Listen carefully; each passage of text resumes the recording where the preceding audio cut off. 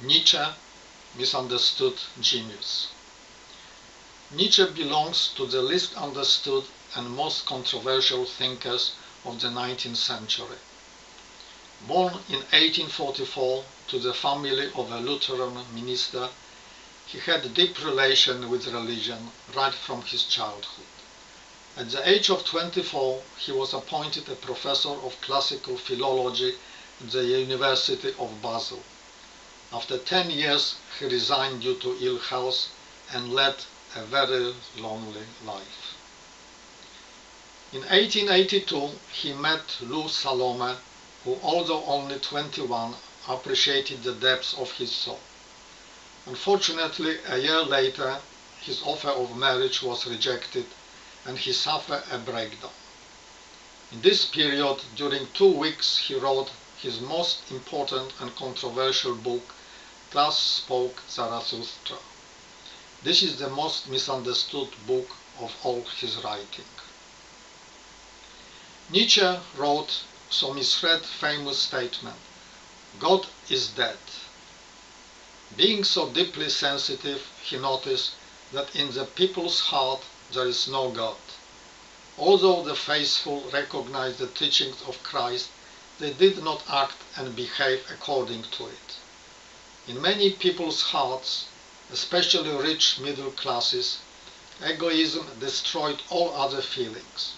It was visible by unprecedented bad situation of the poor, especially children who had to work 12 hours per day in the terrible conditions. How true good Christians could allow this to happen? He despised most of the people, calling them mob and rebel, accusing them of lascivious greed and gold envy. If God is dead, so man is alone, left to his fate.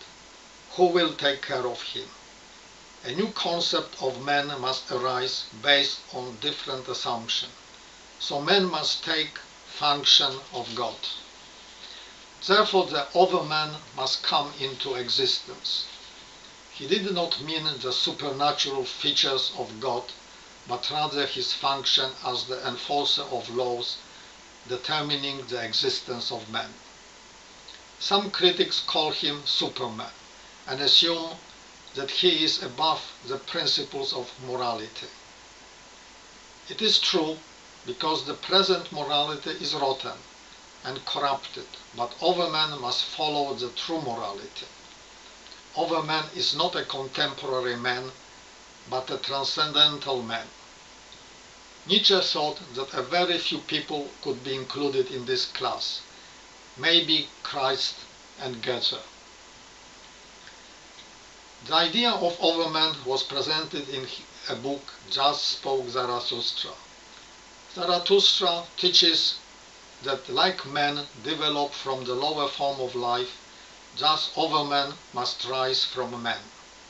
But overman will not come as a result of natural evolution, but man must work very hard to change himself. First he must overcome his egoism, greed and hypocrisy, must be dissatisfied with himself, see how low he sunk. Only then will he start rising above himself, become better and nobler. Nietzsche compares the development of overman to the walking on a rope above the chasm. Not everybody can transform to overman. Such a man must possess exceptional qualities of the soul and of the mind, must see further, must sacrifice his life for others, must give generously without any benefits to himself, must search for knowledge about himself, must be modest, moral and brave.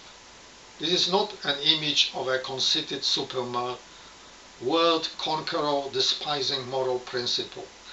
It is rather an image of a modern saint and resembles such figures as Gandhi, Albert Schweitzer or Mother Teresa. Nietzsche believed that overman could appear after several generations and only a few people will be able to reach this level. Nietzsche postulated the necessity of further development because he realized that man cannot live without God and his law.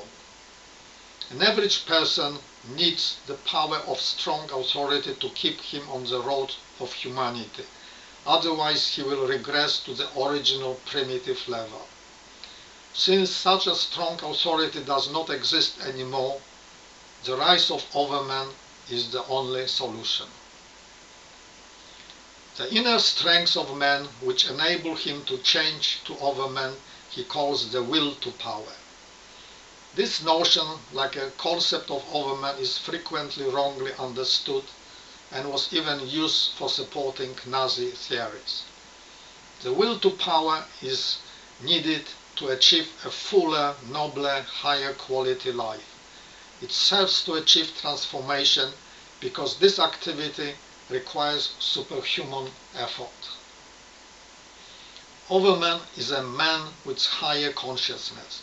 He perceives his reality of life, does not chase after fortune and fame.